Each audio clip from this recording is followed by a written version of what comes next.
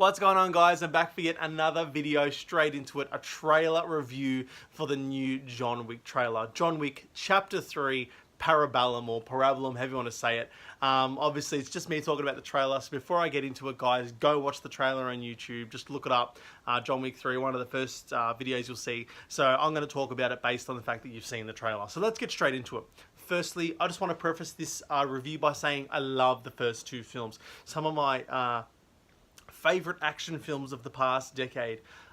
Just really simple stories, but really good action, really good choreography. Keanu Reeves is the perfect choice for someone like John Wick, really stoic, but such a badass at the same time. So I was really pumped for Chapter 3, having seen the teaser trailer and some of the images that got released, like in the desert, on the horse.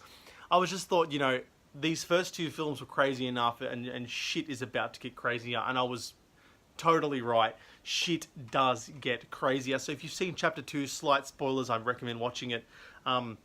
Basically, John Wick is excommunicado at the end of that film. He's cast out from the sort of like League of Assassins, if you will, and he's being hunted by every assassin in the city.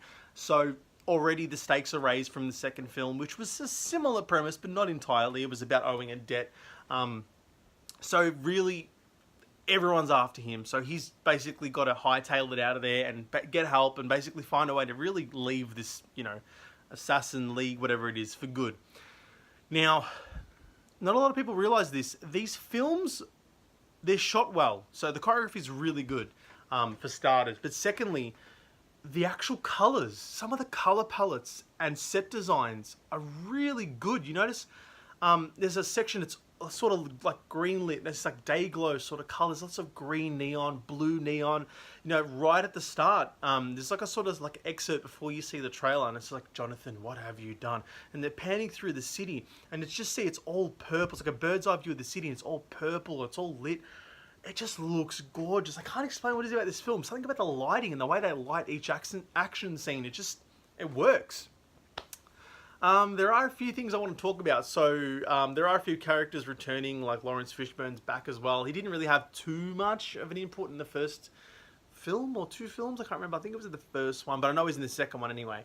But I'm just excited for more action. Like that gun fu shit. Oh, it's just so, it's so mesmerizing to watch. You just get hypnotized, and it's amazing. Like I can't even explain how it makes me feel. It's just so exciting. And you know, as I like the fact that there is a bit of like setting changes, and oh, sorry, I'm covering the camera.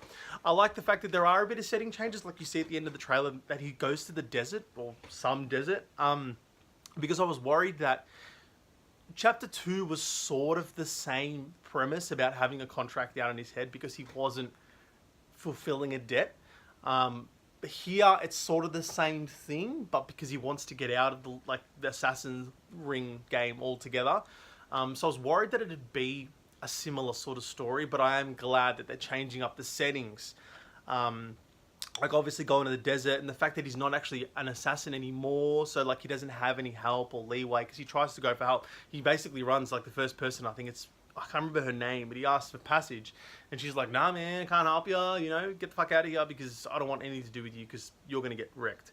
And I like that the stakes are being changed and raised, and like I said, I'm just glad that they're throwing in new things like new locations and just crazy action set pieces, like a horse against like a bunch of bikes. It's crazy. So I'm looking forward to that. Like I said, I have my worries that it's going to be the similar sort of story, but like they are doing things different, so it's not going to be exactly the same. In saying that, that's sort of it. I just wanted to give you my thoughts. The song, The Impossible Dream, such a fitting song about the impossible quest, which John's obviously about to go on. That's it for today. That's all I want to talk about. So thank you for watching, guys. Like the video, subscribe, press the notification bell as well to get all my updates on my latest videos. And yeah, I'll see you guys soon. Thanks very much. Take care, guys.